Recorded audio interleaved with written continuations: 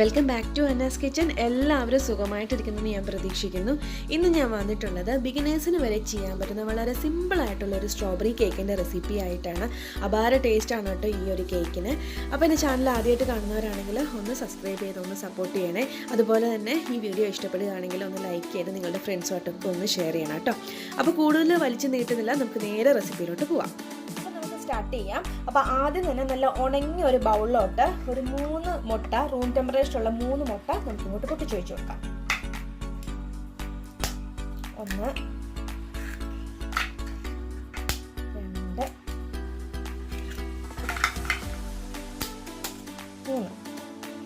ഇനി ഈ പൊട്ടിച്ച മുട്ടയിലോട്ട് ഒരു ഞുള്ളി ഉപ്പും കൂടെ ഇട്ട് കൊടുക്കാം. മുട്ട നല്ലോണം ഒന്ന് പതഞ്ഞ് വരാൻ വേണ്ടിയിട്ടാണ്. ഇനി നമുക്ക് ബീറ്റ് ചെയ്യാനായിട്ട് തുടങ്ങാം.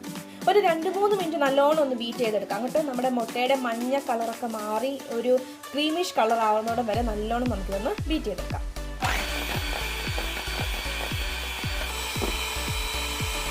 അപ്പോൾ നമ്മുടെ മുട്ട ബീറ്റ് ചെയ്ത് കഴിഞ്ഞിട്ടുണ്ട്. ഇത് കണ്ടോ, കളറൊക്കെ മാറി നല്ലൊരു ക്രീം കളറായിട്ട് വന്നിട്ടുണ്ട്. ഒരു 3 മിനിറ്റ് എടുത്ത് ഞാൻ ബീറ്റ് ചെയ്താണ് കേട്ടോ. അപ്പോൾ ഇത് മതി. ഇനി അടുത്തതായിട്ട് നമ്മുടെ ബീറ്റ് ചെയ്ത് വെച്ചിരിക്കുന്ന മുട്ടയിലോട്ട് 1 കപ്പ് പൊടിച്ച പഞ്ചസാര ഒരു 2 ട്രിപ്പായിട്ടിട്ട് നമുക്ക് നല്ലോണം ഒന്ന് മിക്സ് ചെയ്തെടുക്കാം കേട്ടോ.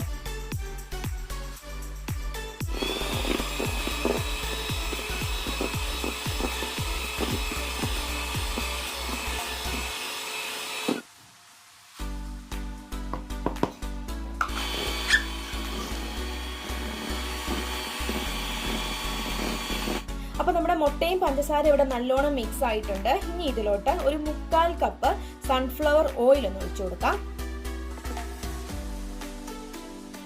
അപ്പോൾ ഈ ഓയിൽ ഇട്ടിട്ട് ഒത്തിരി നേരം ഇട്ട് ഓവർ മിക്സ് ചെയ്യേണ്ട കാര്യമൊന്നുമില്ല. ഓയിൽ എല്ലായിടത്തും ജസ്റ്റ് നല്ലോണം ഒന്ന് മിക്സ് ചെയ്ത് കിട്ടിയാൽ മാത്രം മതി കേട്ടോ.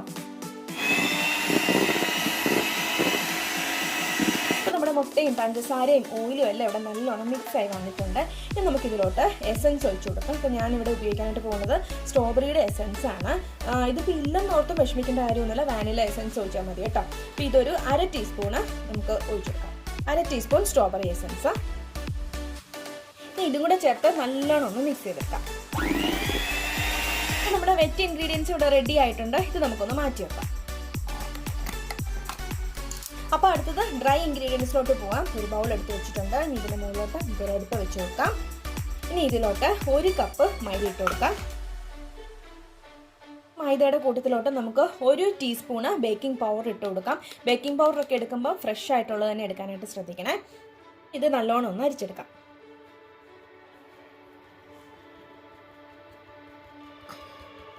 ബേക്കിംഗ് പൗഡറും മൈദയും കൂടെ നല്ലോണം ഒന്ന് മിക്സ് ചെയ്തെടുക്കാം. ഡ്രൈ ഇൻഗ്രീഡിയൻസും ഇവിടെ റെഡി ആയിട്ടുണ്ട്. ഇനി നമുക്ക് മിക്സ് ചെയ്ത് തുടങ്ങാം. ഇനി നമുക്കിതൊരു 3 ബാച്ച് ആയിട്ടിട്ട് പതുക്കെ ഒന്ന് ഫോൾഡ് ചെയ്തെടുക്കാം.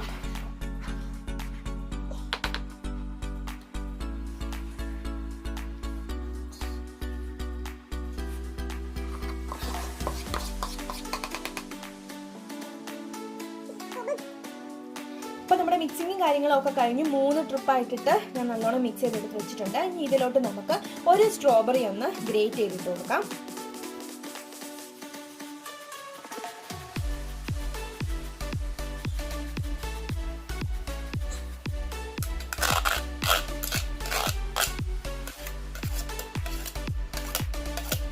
ഇനി ഇതിന് കൂടെ തന്നെ നമുക്ക് ഒരു റെഡ് ജെൽ കളറും കൂടെ ഇങ്ങോട്ട് ഇട്ട് കൊടുക്കാം. ഇനി എല്ലാം കൂടെ നല്ലോണം ഒന്ന് ഇളക്കി മിക്സ് ചെയ്യാം.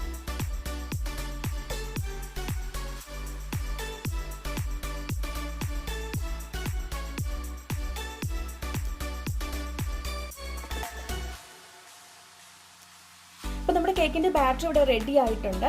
ഒരു ലൈറ്റ് പിങ്കിഷ് കളർ കിട്ടാൻ വേണ്ടിയിട്ട് ഒറ്റ ഡ്രോപ്പ് ജെൽ കളർ മാത്രം ഞാൻ ചേർത്തിട്ടുണ്ട് ഇതിലോട്ട്. ഇനി ഇതൊരു 6 ഇഞ്ചിന്റെ റൗണ്ട് പാനിലോട്ടൊന്ന് ഒഴിച്ചു കൊടുക്കാം.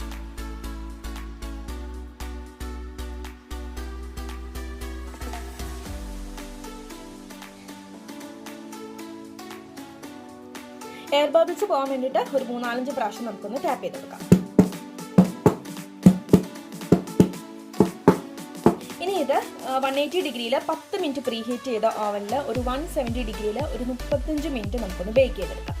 ഇതായിട്ട് നമ്മുടെ കേക്കിലോട്ടുള്ള ഷുഗർ സിറപ്പ് ഒന്ന് ഉണ്ടാക്കിയെടുക്കാം. അപ്പോൾ ഈ സോസ് പാനിലോട്ട് ഒരു 1/4 കപ്പ് പഞ്ചസാര ഇട്ട് കൊടുക്കാം. ഇതിന്റെ കൂടെ തന്നെ ഒരു 1/2 കപ്പ് വെള്ളം ഒഴിച്ചു കൊടുക്കാം. ഈ പഞ്ചസാരയൊക്കെ ഒന്ന് അലിഞ്ഞു വരുമ്പോഴത്തേനും നമുക്ക് ഗ്യാസ് ഒന്ന് ഓഫ് ചെയ്ത് കൊടുക്കാം.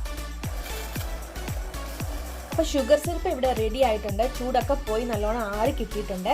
ഇനി ഇതിലോട്ട് നമുക്ക് 1 ടേബിൾ സ്പൂണ് സ്ട്രോബെറിയുടെ ക്രഷ് ഒന്ന് ഒഴിച്ചു കൊടുക്കാം.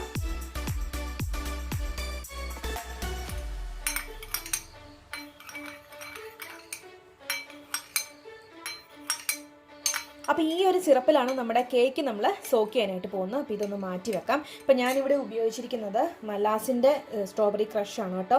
ഇതിപ്പോൾ ബേക്കറികളിലും പിന്നെ ബേക്കിംഗ് സാധനങ്ങളൊക്കെ വാങ്ങിക്കാൻ കിട്ടുന്ന കടയിലും ഒക്കെ ഈസി ആയിട്ട് അവൈലബിൾ ആണ്.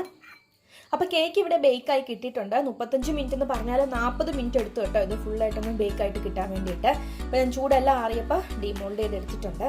നല്ല സോഫ്റ്റ് ആയിട്ടുള്ളൊരു സ്പഞ്ചാണ്. ഒന്ന് കാണിക്കാം, കണ്ടോ, നല്ല സോഫ്റ്റ് കേക്കാണ്. അപ്പോൾ കേക്ക് ഞാനിവിടെ 3 ലെയറായിട്ട് കട്ട് ചെയ്തെടുത്ത് മാറ്റി വെച്ചിട്ടുണ്ട്. അപ്പോൾ അടുത്തായിട്ട് നമുക്ക് കേക്കിലോട്ടുള്ള ക്രീം ഒന്ന് വിപ്പ് ചെയ്തെടുക്കാം. ഇതിലോട്ട് ഞാൻ ഒരു 1.5 കപ്പ് ക്രീം ഒഴിച്ചു കൊടുക്കുകയാണ്, വിപ്പിംഗ് ക്രീം. ഇപ്പോൾ 1 കപ്പ്, ഇനി ഒരു 1/2 കപ്പും കൂടെ ഒഴിച്ചു കൊടുക്കാം. 1 കപ്പ്. അപ്പോൾ ടോട്ടൽ 1.5 കപ്പ് വിപ്പിംഗ് ക്രീം. അപ്പോൾ ആദ്യം ഏറ്റവും ചെറിയ സ്പീഡിലിട്ട് വിപ്പ് ചെയ്യുക, പിന്നെ പതുക്കെ പതുക്കെ സ്പീഡ് കൂട്ടി കൊടുക്കാം കേട്ടോ. അപ്പോൾ നമുക്ക് സ്റ്റാർട്ട് ചെയ്യാം.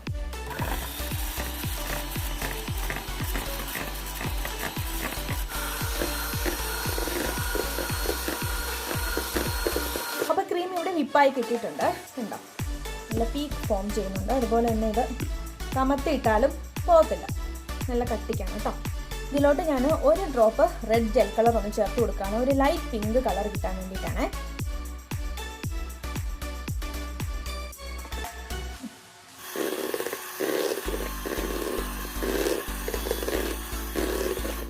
അപ്പോൾ ക്രീമിന് ഒരു ലൈറ്റ് പിങ്ക് ഷെയ്ഡ് കിട്ടിയിട്ടുണ്ട്. ഇനി നമുക്ക് ഫ്രോസ്റ്റിംഗ് ചെയ്യാനായിട്ട് തുടങ്ങാം.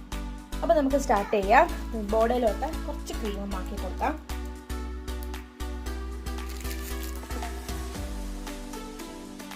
നമുക്ക് ഫസ്റ്റ് ലെയർ ഒന്ന് വെച്ച് കൊടുക്കാം.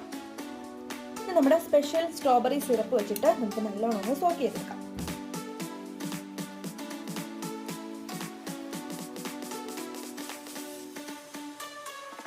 നമുക്ക് ക്രീം വെച്ചിട്ടൊന്ന് ഫില്ല് ചെയ്തെടുക്കാം.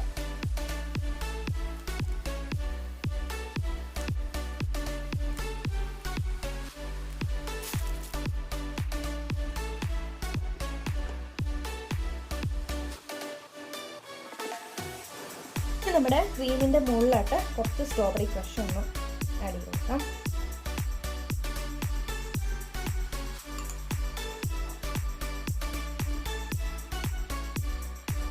അടുത്ത ലെയർ വെച്ച് കൊടുക്കാം. സെയിം പ്രോസസ്സ് തന്നെയാണ് കേട്ടോ.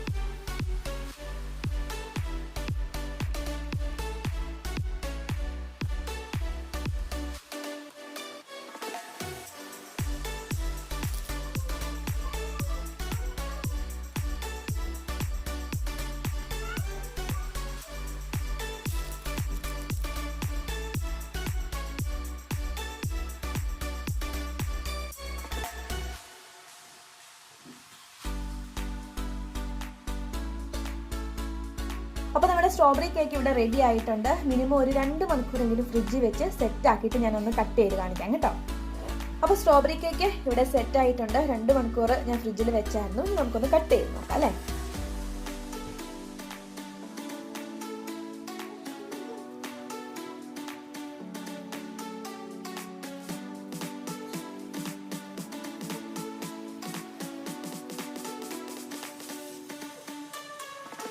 അപ്പോൾ എല്ലാവർക്കും ഈ കേക്ക് ഇഷ്ടപ്പെട്ടെന്ന് ഞാൻ കരുതുന്നു. അപ്പോൾ ഒരു നല്ല റെസിപ്പി ആയിട്ട് അടുത്ത വീഡിയോയിൽ കാണാം കേട്ടോ.